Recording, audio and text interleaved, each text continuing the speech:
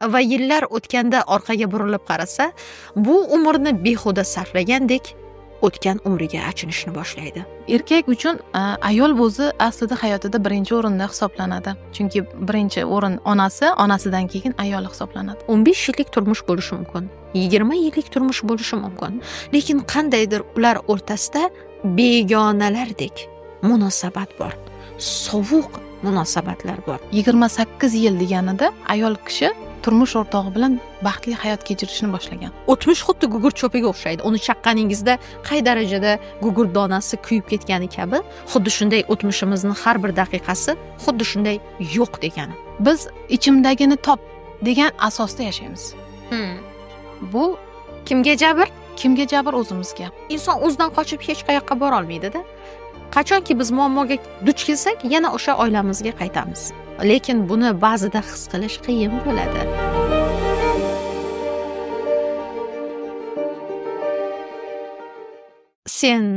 Sensiz kel. Men mensiz boraman. Hozir esa sen bu sensan, men esa bu menman. Jaloliddin Rumiy. Ba'zida munosabatlarda shunday holatlarni kuzatamiz. Oilalarda erkak va ayol o'rtasida kibr ustunlik qilib, inson yorqin munosabatlariga o'z qo'li bilan bolta urishi mumkin. Tuzatishi mumkin bo'lgan joylarni xatoliklar bilan tuzatmaslikka harakat qilishi va yoki qattiq xafa bo'lishgandan bir-birini qo'llab-quvvatlamaslik holatlarini kuzatamiz. Va mana shunday vaziyatda erkak ham, ayol ham bir-biridan yiroqda bo'lib, alohida ruhiy zo'riqishlarni boshidan o'tkazadi. Va yillar o'tganda orqaga burilib qarasa, bu umrni behuda sarflagandek o'tgan umriga achinishni boshlaydi. Nima qilish kerak? Tuzatish kerak? Qayerdan boshlash kerak? Bilmaymiz. Assalomu alaykum.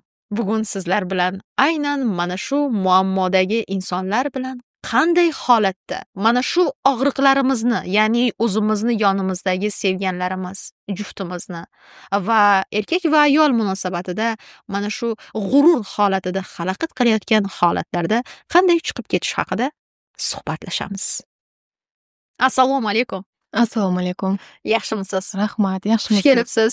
Ziyoda Erkinovna. Sizni bugungi studiyamizda ko'rib turganimdan juda ham xursandman. O'ylaymanki, bugun siz bilan bo'ladigan fikrlarimiz aynan hozir yuqorida ta'kidlab o'tgan fikrlarim bo'yicha sizni bebaho, oltinga teng maslahatlaringiz va xulosalaringizni bugungi auditoriyamiz ayollariga bo'lishamiz va manfaatli bo'ladi degan umiddaman. Ziyoda Erkinovna bilamiz, pedagog, psixologsiz, bir necha yillardan beri faoliyat yuritib kelasiz. Mehribon onasiz, 4 ta farzandni onasi, sevimli rafiqa, Xuddi shunday. ham oila, ham ish. Hayotingizda juda ham ko'p mana shu darajaga yetib kelguningizcha albatta juda ham ko'p qiyinchiliklar bo'lganda, men savolni shunday boshlamoqchiman. Ba'zida insonga motiv yetishmaydi-da, o'zini qo'lga olish uchun. Inson hayotda ketma-ket zarbalarga uchrayversa, oxiri kimdir sinib orqaga ketishni boshlaydi, taslim bo'lishni tanlaydi. Kimdir oldinga kurashishni boshlaydi. Meni juda bir qiziqtirdi, shaxsiyatingiz haqida shu savolni bergim keldi. Ziyoda Erkinovna qayerdan kuch oladi? Mana shunaqa zarbalarga duch kelgan paytda. Men kuchni qayerdan olaman? Men oilamdan olaman. Oilamda farzandlarimni o'sayotganidan, turmush o'rtog'imni bir-birimiz bilan tushunish jarayonidan, ularni qo'llab-quvvatlashlaridan, ularni borligidan, ota-onam borligidan. To'g'ri aytdingiz. Haqiqatdan ham oila insonni kuchga keltiradigan qo'rg'on hisoblanadi, to'g'rimi? Oila bu insonni tayanch nuqtasi.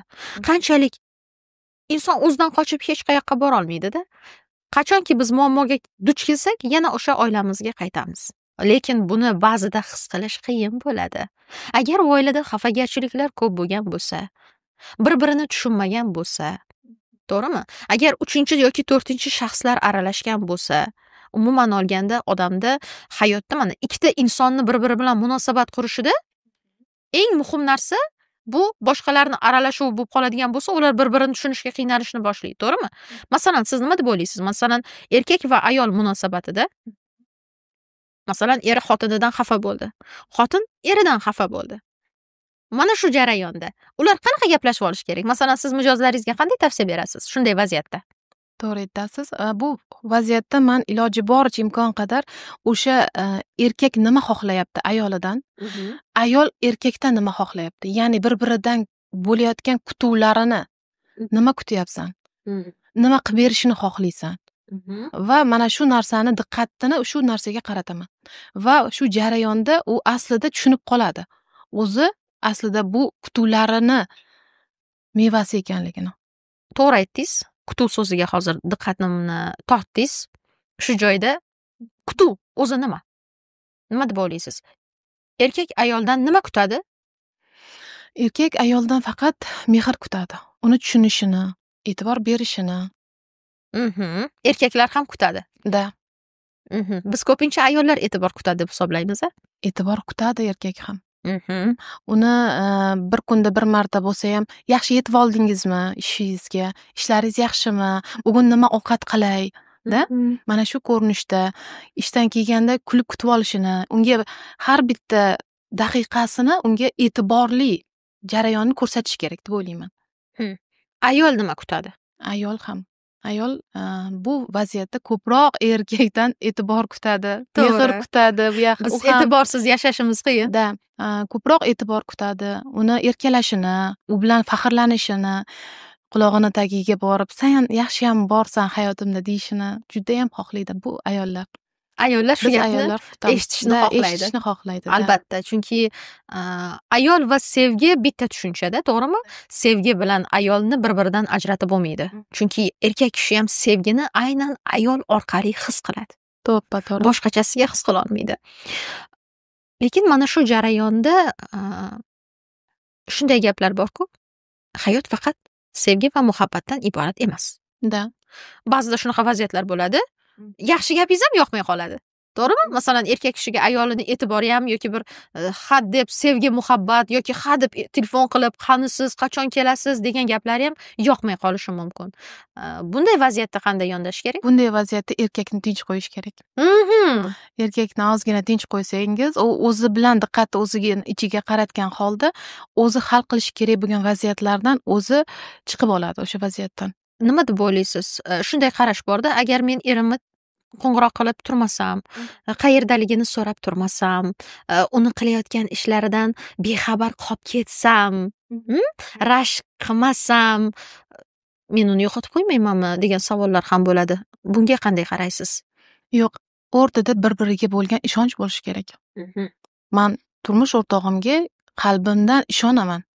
Chunki u meni turmush o'rtog'im. Men uni qandayligini bilaman. Necha yil yashab ko'rganman. Mana shu narsalari uchun uni tushunaman. Aha. Shu joyiga endi yana bitta savol bergim keldi. Ayollar nomidan, chunki auditoriyada bunaqa savollar juda ko'p bo'ladi.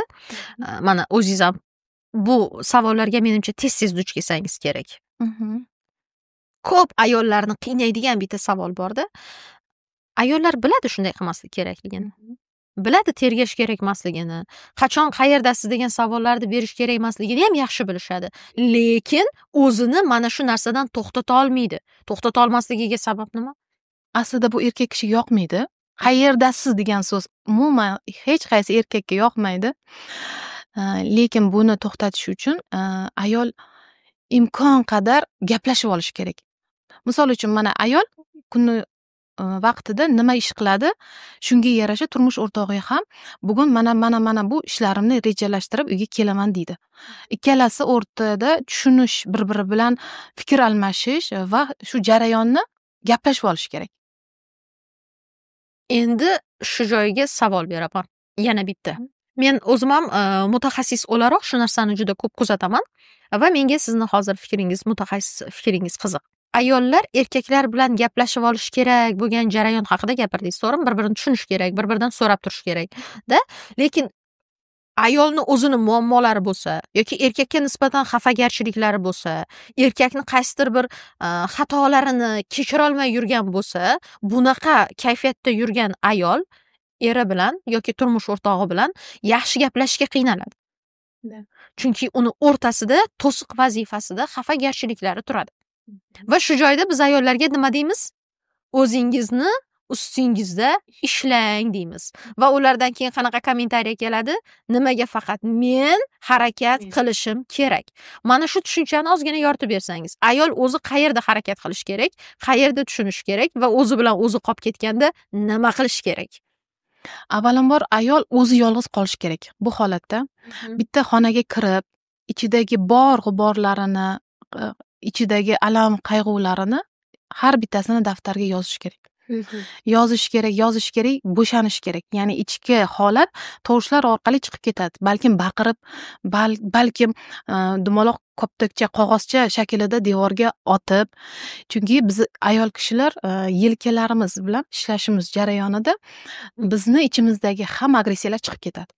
Va agressiyalarimiz chiqib ketgandan keyin biz o'zimizni ichki holatimiz yaxshilanadi va osh ovqatimizni, ishimizni, oilamizni, bolalarimizga qaratishni boshlaymiz diqqatni va turmush o'rtoq kelganda hammasi joyidaligini shu o'zimizni holatda ularga tushuntira olamiz. Ya'ni siz ertalabki holatingiz menga og'riqli bo'ldi.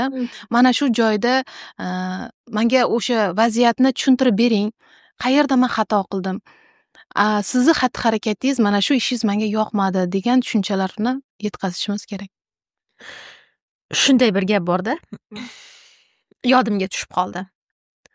Bu dunyoda eng uzoq masofa bu nainki okeanlar o'rtasidagi masofa va yoki yerni ikki chekkasidagi masofa. Bu ikkita tushunmaydigan er va xotinning orasidagi masofa, ya'ni ularni miyasidagi uzoqlikdagi masofa degan iborani o'qigandimda. Bu narsani agar yaxshiroq va chuqurroq tahlil qiladigan bo'lsak, 15 yillik turmush bo'lishi mumkin, 20 yillik turmush bo'lishi mumkin. Lekin qandaydir ular o'rtasida begonalardek munosabat bor. Sovuq munosabatlar bor. Farzandim uchun yashayapman. O'zimni oilamga qaytib borsam, aka-ukamni yoki opa-singlimni obro'si uchun yashayapman. Ota-onamni boshini egib qo'ymaslik uchun yashayapman. Qani edi imkonim bo'lganda, shartta ajrashardim-da, o'zim bilan bolalarimni olib ketib, o'zimni o'zim bemalol ta'minlardim. Lekin men jamiyatni ko'zi uchun yashayapman. Chunki meni tushunmaydigan odam bilan yashash menga og'irlik qilyapti. Munosabatlarim shu darajaga yetib kelganki, sovuqligidan hattoki biz bir joyda o'tirib nima haqida gaplashishni bilmaymiz. Chunki o'rtamizda yillar davomida bir-birimizni tushunmagan holatlarimiz juda ham ko'p bo'lgan va buning orqasidan biz mana shu ahvolga yetib kelganmiz. To'g'risi, iloji ham yo'q menimcha, endi yana boshqatdan uni sevishimni yoki u meni sevishini degan holatlar uchrab turadi ba'zida. Sizni o'sha tajribangiz davomida mana shunaqangi holatlardagi vaziyatlarga, masalan, o'sha mutaxassis o'laroq qanday yondashuvni tavsiya qilardingiz? To'g'ri aytasiz. Buni yondashishni qanday tushunish mumkin? Ya'ni tajribamda shunaqa vaziyat bo'lgan. 28 yil deganida ayol kishi turmush o'rtog'i bilan baxtli hayot kechirishni boshlagan. 28 yildan keyin ajralib ketgandan keyin yana turmush qurishgan. Yana bitta tajribamda 12 yil davomida umuman ajralib yo'q bo'lib ketishgan va bir-birini qumsagan, gaplashishgan va hayoti davomida oilasini qurib, yana baxtli oila bo'lib, farzandli ham bo'lishdi. Ayol umuman boshqa shaharga ketgan, erkak O'zbekistonda. Chunki biz ayollar bilasiz, hamisha ishlashimiz kerak, ko'rsatib qo'yishimiz kerak, o'zimizni isbotlashimiz kerak degan narsalar bilan hayotimizda isbotlab yashaymiz. Inson o'zini ichidagi holati, ya'ni unga bo'lgan mehrim sovib qolgan deyishi, ya'ni buni ichidagi og'riqlari ham bo'lishi mumkin. Ya'ni o'sha turmush o'rtog'i qaysidir vaziyatda uni dilini og'ritib qo'ygan, o'sha og'riqni ichida saqlagan. nimadir yaxshilik qilmoqchi, yaxshi o'zidan sevgi bermoqchi, lekin o'sha erkak inkor qilishi. Ya'ni bunga sabab erkakni o'zini tasavvuridagi ayol bo'lishi mumkin. Tasavvuridagi ayolni ham o'zini erkagi bo'lishi mumkin. Qo'pol aytganda jinsiy munosabatda ham ayol erkak munosabatda qiynalayotgan holatda bir-biri bilan o'sha kartinkalar orqali munosabat qilishi mumkin. Buni xayolida boshqa obraz, bunisini xayolida boshqa obraz. Mana shu obraz ham ayol erkakning munosabatiga xalaqit qiladi. Unda. Mana qarangda, ko'pincha shunaqa holatga duch kelamiz, ya'ni mana yechim sifatida so'ramoqchiman. Masalan, ko'pincha biz nima deymiz? Sabablari o'rganiladi. Mana bu sabab bo'lgan, bu sabab bo'lgan, mana shuning uchun shunaqa darajaga yetib kelgan. Yaxshi, shuncha yilni o'tkazdi, shuncha narsani qildi. Endi buni kovlashdan foyda yo'q. Endi bu yog'iga yashash kerak.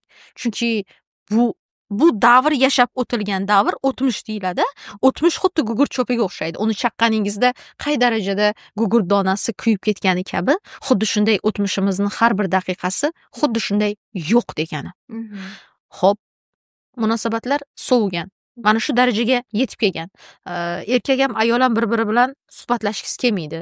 Lekin bu yerda oila bor, bolalar bor, yashash kerak. Shunchaki yashash bor. Zavqlanib yashash bor. Xo'p, zavqlanib yashash uchun 5 ta tavsiya. 1-chi, 2-chi, 3-chi, 4-chi, 5-chi qadamda nimadan boshlash kerak deb o'ylaysiz? Eng avvalo mana shunaqa holatda 1-chi qadam nima? Zavqlanib yashash uchun ayol o'zini avvalambor o'zini ichki holatini, resurslarini to'g'rilab olish kerak. Masalan, men nimadan xafaman? Men nima kutyapman? Va u keyingi hayotni agar men bu inson bilan ajrashsam, boshqa erkakka turmushga chiqarman. Meni farzandlarim boshqa otani ota deydimi? Meni turmush o'rtog'im boshqa ayolni olib kelib yashaydi. Bu yerda nima bo'ladi? Taroziga qo'yish kerak. Taroziga qo'yish kerak. Ya'ni ayol ozgina sabrli bo'lib, erkakdan bir pog'ona pastda turgan holda, tushungan holda o'tirib gaplashib olish kerak. Ya'ni birinchi etapda ayol hamisha o'zini ichki holatini gapirish kerak. Tushuntira olish kerak. Chunki u samimiy bo'lish kerak, ochiq bo'lish kerak. Ochilmagan, samimiy bo'lmagan ayolga erkak uni tushunmaydi. U ichki holatini bilmaydi. Chunki u o'zini o'zi tushunmaydi-da. Chunki biz ichimdagini top degan asosda yashaymiz. Bu kimga jabr? Kimga jabr? O'zimizga. Lekin erkak buni tushunmaydi. Unga u realist. Ayt, nima qilay? Ayt, nima qilay? Nima qilishim kerak? Siz uchun nima qilay degan savolga ayol nima deb javob berish kerak?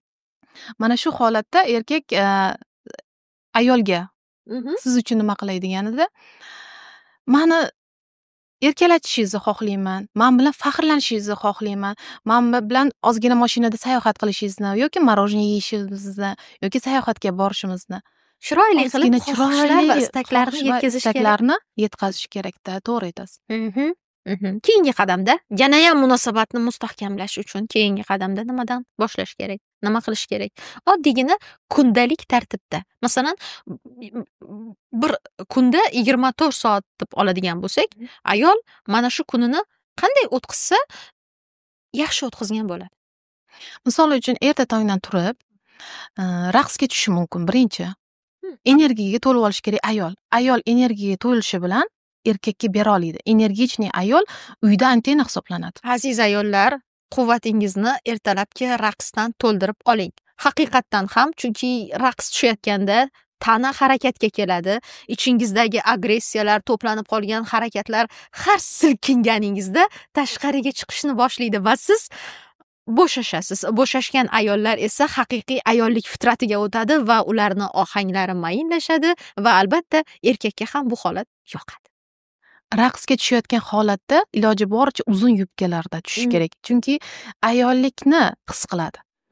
Energiya ham shunda juda ham katta quvvat aylanadi. O'zi bilan o'ynayotgan holatda настроенияsi, ya'ni kayfiyati ko'tarilgandan keyin u o'sha turmush o'rtog'iga berishi kerak bo'lgan yoki unga bo'lgan munosabatida samimiy bo'lishni boshlaydi. Chunki kayfiyati yaxshi-ku. Albatta. va ishlarini ham o'z vaqtiga rejalashtira oladi. Demak, ishlarni ham rejalashtirish muhim. Har bittasini rejalashtirib, uyni ishlari, ko'chani ishlari, o'qishlari har bittasini rejalashtirish kerak albatta. Lekin ko'pincha munosabatlarga berilib ketganda ayollarda shunaqa holat kuzatiladi. Aytiladi-ku, tarki dunyo qiladi deydi-ku, hamma narsani yig'ishtirib, ko'rpaga o'ralib, o'zini ana uzlatga mahkum etib, yig'illab, siqilib, o'zini eng dunyodagi baxtsiz bir insonga aylantirib, hayotda bir yorqinlikni, umidni ko'rmay qoladi. Mana shu o'zi bilan o'zi qovurilib yotgan holatda qanday bosh ko'tarish kerak? Nima deb bosh ko'tarish kerak? Nima deb o'ziga murojaat qilish kerak balki? O'z ustida ishlash kerak. Ya'ni erta tongdan turib oynaga qarashi mumkin. Borib oynaga qarab, yaxshi bir dush qabul qilib, yaxshi musiqani qo'yib, oynaga qarab, ko'zlarini ichiga qaraganida, ichida ya'ni o'zini asl meni bor. U meni nima xohlashini unga aytadi. Va o'sha men unga hamisha qo'llab-quvvatlaydi. U navigator ichidagi qalbi. U nima xohlayotganini tushunib, anglab, uni borligini his qilsa, aslida menga bu jertva pozitsiyada yotish menga nimaga kerak? Meni hayotim o'tib ketyapti-ku. Meni umrim o'tib ketyapti degan xulosaga keladi. Da. Kasbimiz o'laroq eng ko'p takrorlaydigan so'zlarimizdan biri shuki, o'z ustingizda ishlang. O'z ustingizda ishlang. Va o'z ustida ishlashni ko'pchilik ayol qanday tushunadi? Buni har xil tushunadi. Lekin o'z ustida ishlash kerak degan so'zni hozir sizni ta'biringiz bilan aytsak, bu o'ziga to'g'ri savol berishni o'rganish kerak. Inson o'ziga to'g'ri savol berishni o'rgansa, uni ko'p muammolari yechiladi. Lekin biz ba'zida ana shu savolni ham to'g'ri berishni bilmaymiz. To'g'rimi? Masalan, oddiygina men nima xohlayapman? O'zi nima uchun xafa bo'lyapman? O'zi menga bu narsa kerakmi? Men istayotgan narsa o'zi menga kerakmi? Masalan, deylik, ijtimoiy tarmoqlardagi go'zal hayotni ko'raman, go'zal ayollarni ko'raman va oynaga qarab o'zimga aytaman, axir men ham munosibman-ku. Nega meni hayotimda bu narsalar yo'q? To'g'rimi? Lekin mana shu narsalar ham odamni tushkunlikka tushirib qo'yadi, to'g'ri? Da, bu albatta. Chunki nimaga unda bor, nega menda yo'q va kutuvlari ko'tarilib ketadi. Ya'ni ayolni nimaga talablari, shartlari juda ham ko'tarilgan holda va erkak bilan ayol o'rtada kelishmovchilikka yuzaga keladi. Albatta. Erkakni ham tushunish kerak. Da. Hozirgi zamonda erkaklarni ko'proq tushunishga harakat qilish kerak. Chunki hozirgi zamonda pul topish o'zi emas. Bizni jamiyatda hozir faqat ayollar talablari kuchayib ketmoqda. Bunga nima sabab bo'ladi? Nima deb o'ylayapsiz? Ayollarga bo'lgan konkurensiyasi desam ham bo'ladi. Ayollar jangga chiqqan, kurash maydoniga chiqqan. Da. Mana misol uchun men chiqdim, qaysidir dugonam chiroyli ko'ylak yoki bir chiroyli mashinada yuribdi-da. Uyga kelaman xafagarchilik. Yana turmush o'rtog'im bilan munosabat. Ayolni bitta dugonasini ko'ylagiga havas qilishi erkakni cho'ntagiga zarar. Xo'p, meni bor ko'ylagim bor. Mana 5 tami, 6 tami ko'ylagim bor. Xo'p, o'shani almashtirib kiyib chiqsam, men dizaynerlik soham ham bor ozgina. Atelyemdan kelib chiqib aytaman, demoqchi bo'lganim almashtirib, kontrast qilib kiysa, o'zi ham xursand, turmush o'rtog'i ham xursand. Lekin turmush o'rtog'iga 1-2 marta shu narsani unga kerakligini tushuntirsa, erkak uni diqqatga oladi, e'tiborga oladi va olib beradi o'sha narsani. Bor, mana senga pul, xohlagan narsangni ol. Qachondan beri aytayotding shu narsani? Va uni kiyganidan keyin o'sha narsani kiyib ko'rsatish ham unga zavq beradi. Da. Demak, hozirgi zamonda juda to'g'ri aytdingiz. Ayollarda o'sha bir-biriga nisbatan raqobat kuchli, to'g'rimi? Raqobat kuchlilashgani sari ayollarda o'sha talablar, kutuvlar, shartlar oshib boryapti. Hozir oilalarda eng ko'p janjallarga Masalan, sizga murojaat qilayotgan insonlarda eng ko'p janjallarni asl negizi muammolari sizda qanaqa ko'rinishda keladi? Ko'proq bo'ldi, ketaman, ajrashaman, to'yib ketdim, charchadim. Nimadan charchaydi ular o'zi? Nimadan siqiladi? Ular e'tiborsiz qolgandan.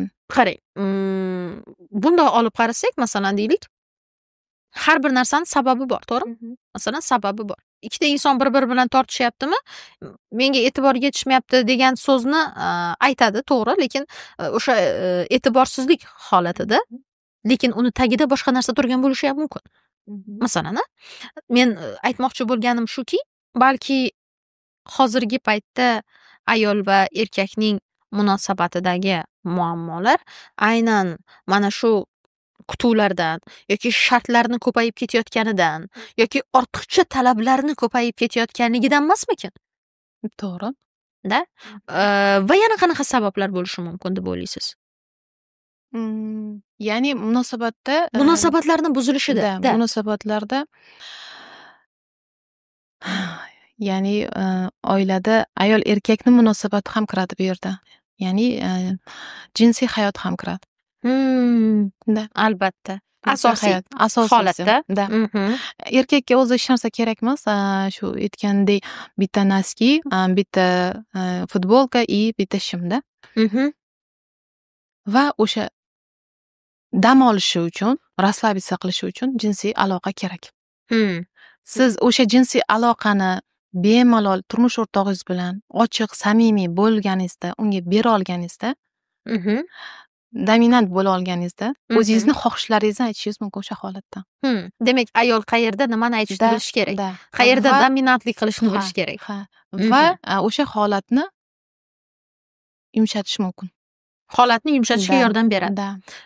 Bu fikringizga mutaxassis o'laroq qo'shilaman, chunki haqiqatdan ham bu munosabatda ololmagandan keyin boshqa munosabatlardagi muammolar kelib chiqishni boshlaydi.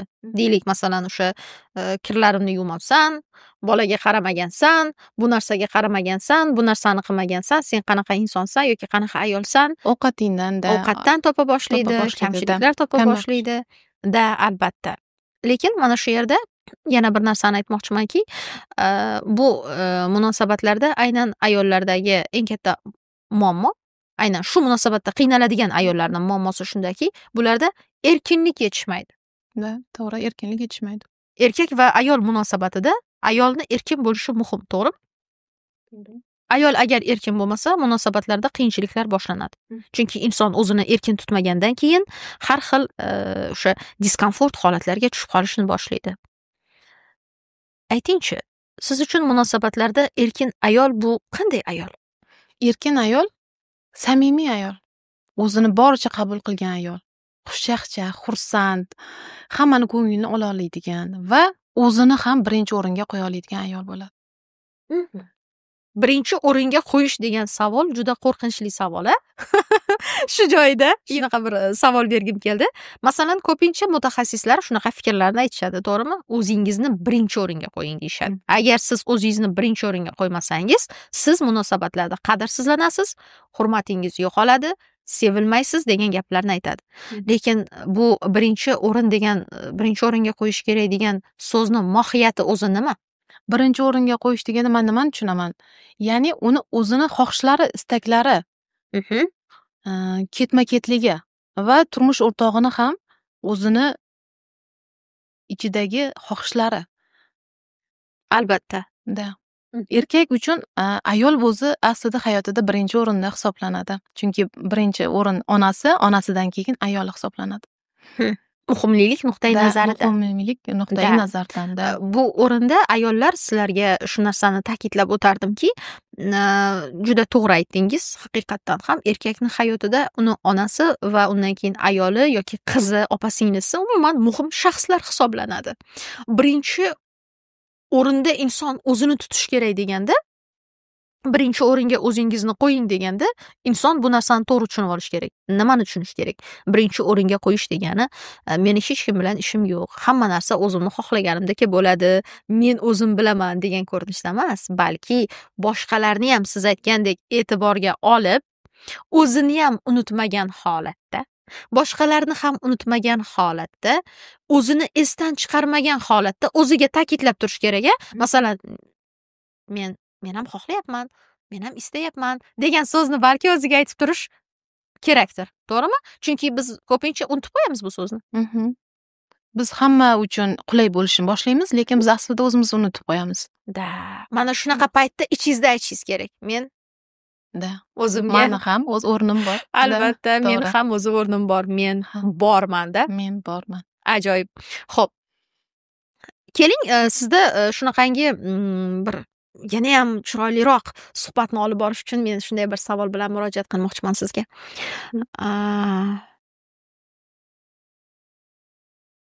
Go'zal hayot.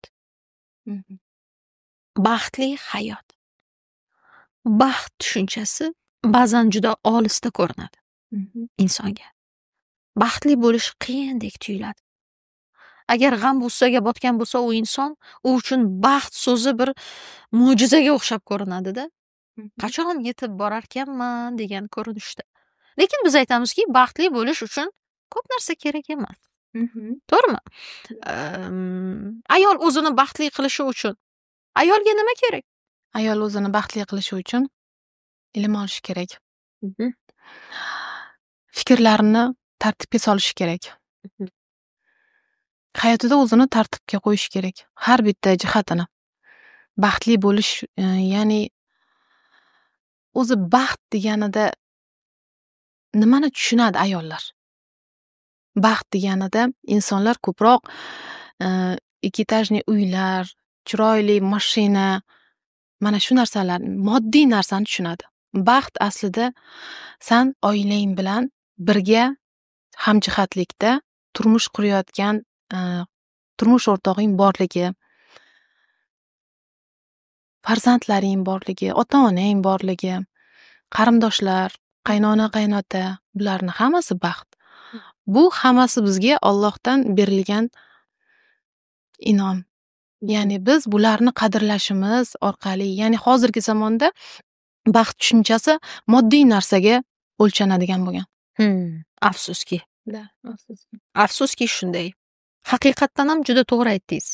Baxt bu insonni atrofidagi o'sha borlikda. Hamma narsa yetarli bo'lganda shunday insonlarni kuzatamizda hayotda. Hamma narsasi bor moddiyatdan, lekin o'zini baxtli his qilmaydi. Baxt moddiyat bilan o'lchanmaydi.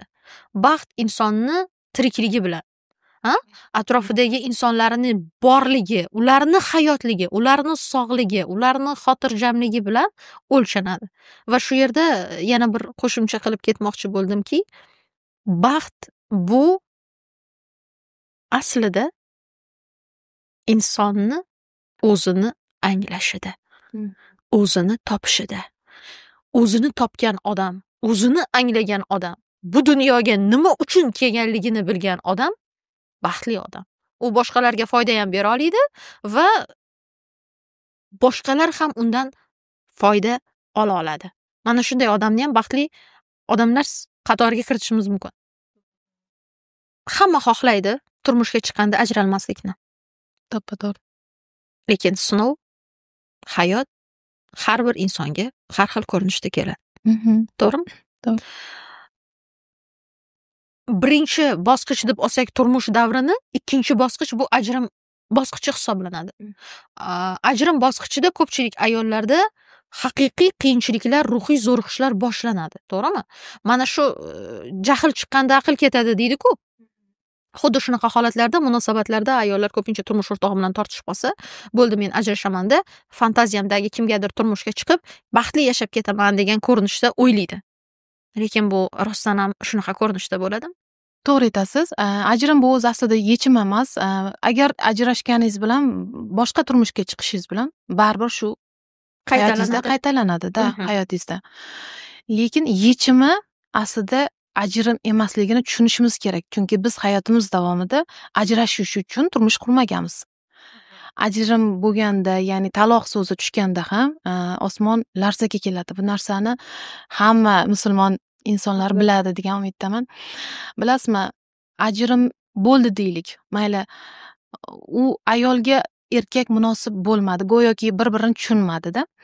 Lekin ayol bordi boshqa erkakka ko'rsatib qo'yish yoki unga isbotlab qo'yish uchun, chunki u bordi o'sha erkak qandaydir vaziyatda xiyonat qilgan bo'lishi mumkin.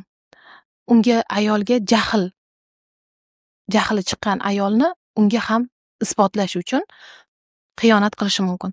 Lekin bu o'rtada nimani isbotlaydi? Man agar misol uchun o'sha ajraldim deylik, boshqa insonga turmushga chiqdim deylik. Nima bu o'zgaradi hayotimda? Qanday tamg'a olaman? Agar o'sha ajralgan ayol o'sha erkakni xiyonati orqali ajrashgan bo'lsa, bu ham unga jahl, nafrat bilan borib, u ham xiyonat qilishi mumkin. Xo'p, o'rtada bolalarchi? 3 ta, 4 ta farzandlar bor. Bu erkak farzanding bilan u ayolni qabul qilmaydi, to'g'rimi? U ketishi kerak. Lekin u farzandlarini olib ketishi kerakmi o'zi bilan? Bizni fidoyi ayollarimiz, sadoqatli ayollarimiz bor. Juda ham mehribon, mehrga to'la ayollar hamisha farzandini o'zi bilan olib ketadi. O'zi aslida farzandlarni ayollar olib ketishi kerakmi? Yo'q, mana bilasizmi, hayotda Eronda, Afg'onistonda, Arabistonda mana shunaqa narsa bor ekan. Erkak uylandi, ayolga 3 ta, 4 ta farzandi bor. Agar ayol ajrashsa, ayolni farzandsiz kelganligini unga aytgan holda uni qo'yib yuborar ekan. U o'sha farzandlarni olib qoladi. Ya'ni ayolga jazo. Endi u farzandlari bor erkak boshqa ayolni, ya'ni boshqa qizni o'ziga juft halol qilib oladi. Lekin u ayolga ham bu jazo. Ya'ni bu joyda 3 kishiga ham jazo. Ya'ni erkak farzandlari bor bu yerda. Bu yerda u ayolni o'zini boshqa haqiqati bo'ladi, hayoti bo'ladi. Endi bu yerda bu ham ayol keladi. Lekin ota-ona bu joyda farzandlarni o'ylash kerak. Farzand kimni ona deydi? Kimni ota deydi? Ularda ruhiy jarohatlar, konfliktlar kelib chiqadi. Lekin aslida bu vaziyatni yumshatish uchun imkon qadar ayol ketishi kerak. Xo'p, mayli, ketishi kerak ekan. Lekin hozirgi zamonda bizda kechirasiz-ku, ko'proq ayollar, O'zbekiston ayollari farzandlarini o'zi bilan olib ketadi. Ishonasizmi, Rossiyaga ham olib ketishadi farzandlarini. Ana shu sovuq o'lkalarda o'qitadi, ishlaydi. Lekin ayol ham erkak ham ayol. O'sha erkak endi hayoti davomida bunga otalik qilish kerak. Хотя бы aliment to'lash kerak, da? Endi aliment to'lashi hozirgi zamonda qancha? Misol uchun alimentlar hozirgi vaqtda 900 ming deylik, grubo 1 million deylik. Bitta bola uchun 1 millionlik aliment qanchalar farzandga yetishi mumkin? Yetmaydi. Da, yetmaydi. Uni o'quv qurollari, uni har xil tugaraklari, uni yana ehtiyojlari, yeb ichishi, kiyim-kechagi. Ana shu narsalarni ayol o'z zimmasiga oladi. O'z zimmasiga olib, o'zidan voz kechib, "Men farzandlarimni oyoqqa qo'yishim kerak, ishlashim kerak, isbotlashim kerak. Men hali farzandlarim men bilan faxrlanadi" deyish ko'rinishda bo'ladi. Va o'z hayotidan kechib, bolalariga umrini bag'ishlab, yoshligini, go'zalligini, asablarini bag'ishlashni boshlaydi. To'ppa-to'g'ri. Fikringizga qo'shimcha qilmoqchiman. Haqiqatdan ham to'g'ri aytdingiz. Ayol umuman olganda, ayolmi, erkakmi, inson mas'uliyatni his qilish kerak birinchi o'rinda, balki, to'g'rimi? Mas'uliyatni his qilish kerak. Men nima qilyapman? Bir insonni baxtli qilishga ko'zim yetmaydimi? Yaxshisi uylanmay qo'ya qolay. Va yoki o'sha inson bilan til topishga meni ko'zim yetmaydimi? Yaxshisi hali turmushga chiqishga shoshmay turay. Balki men o'zimni tayyorlab olishim kerak. Uchinchi inson, ya'ni bola dunyoga kelishdan avval ota ham, ona ham tayyor bo'lish kerak otalikka va onalikka, to'g'rimi? Balki mana shu ajrimlarni oldini olish uchun turmushga tayyorgarlik, ya'ni erkakni ham, ayolni ham yoki yigitni ham, qizni ham avvalambor mana shu jarayonlarga to'g'rilab olish kerakdir. To'ppa-to'g'ri. Agar o'sha ayol farzandlarini tashlab ketgan holda yoki olib ketganda turmushda u qiynaladi farzandini. Albatta, ayol kishiga oson emas. Qiynalayotgan holatda alimentga berganda, misol uchun o'sha ehtiyojlarni hisoblab, o'sha erkakka, misol uchun 2 ta farzandi yoki 3 ta farzandiga 5 million desin oyiga, qaysi erkak ajrashadi? Nima deb o'ylaysiz? Demak, ko'tarib qo'yish kerak. Qoyil. O'shaning uchun ajrimlarni ildizini, mohiyatini ayol, erkak ham mas'uliyatni olib tushunishi kerak bu narsani. Oxiri nima bo'ladi? Qayerga boraman? El yurti oldida, jamiyatni oldida qanday bosh ko'tarib yuraman? Menga qanday munosabat qilishadi insonlar?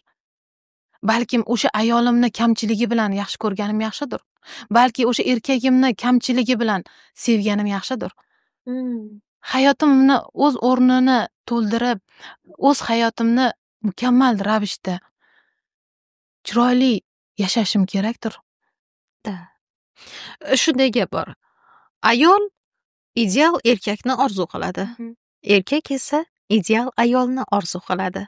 Lekin ular bir narsani tushunmaydiki, aslida ayol erkakni kamchiligini, erkak ayolni kamchiligini bekitgani uchun ular ideal bir ko'rinishga keladi. Mana shuning uchun munosabatlarda agar inson ideal insonni qidiraman desa, tog' o'tib ketishiga to'g'ri keladi. Yillar o'tib ketadi. Albatta. Kunlar o'tib ketadi. Albatta. Eng bu yerda yana bir og'riqli nuqta shuki, bolalar. Bilasizmi? Bolalar ham o'z kunini ko'radi yoki bo'lmasam ota-ona ham o'z kunini ko'radi degan tushuncha borda. Biroq nafrat bilan katta qilinayotgan bolalar, alamzadalik bilan katta qilinayotgan bolalar ertaga jamiyatda yana bir baxtsiz oilani shakllantiradi. Hozirgi vaziyatda. Shu joyda bir savol bergim keldi. Masalan, deylik, shunaqa oilalar bor, haqiqatdan ham ajrashmasa bo'lmaydi. Psixopat bo'lishi mumkin. Abuzer bo'lishi mumkin.